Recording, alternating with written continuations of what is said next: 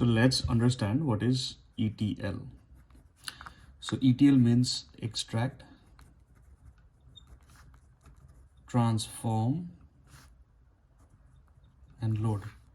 So what do we mean by extract, transform, and load? So ETL is widely used in data engineering and data science world.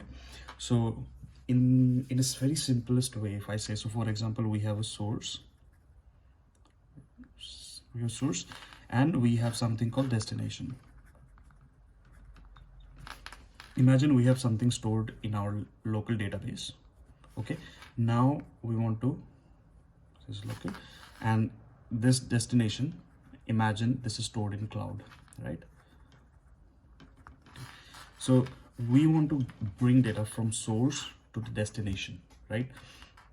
So what are we going to do, how that process will happen? So in that process we will do something called ETL, which is nothing but extract, transform, and load. So extract means you are extracting the data from the source, then you transform the data.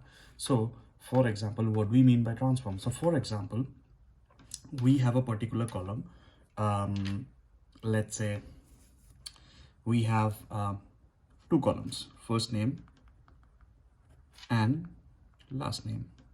Okay, so this is the column we have in source, let's say. Okay, first name is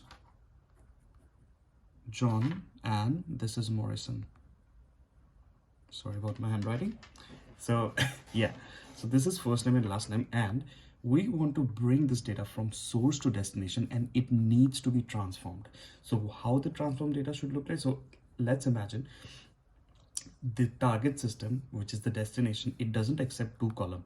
It can only accept one column, which is called full name, right? So full name. So what that full name needs to be? So this one would be the combination of first name plus last name. So it will be John Morrison. This is how the data would look like in the destination. So this process is called the transformation process. And then load. So basically, when you are loading the data in the middle of the road, you are transforming the data. This is what it stands for. Extract, you extract, then you transform the data. Here means you make the data look something like this, and then you load it. Then you store it in the cloud database. This is ETL. Well, I'm giving you the simplest examples, the first name, last name, and then just we have one column over here. But ETL can be very, very complicated depending on different use case or different business requirements, because the data can be very complex. So it is a very simple example to understand ETL, and in data engineering, ETL is used extensively. It is a very important concept when you do data cleansing and everything. So how do we do ETL process? So how to do ETL?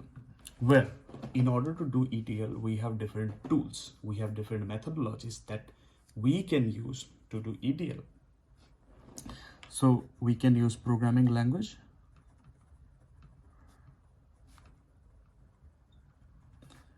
we can use tools, we can use scripts to do ETL. So this is the process.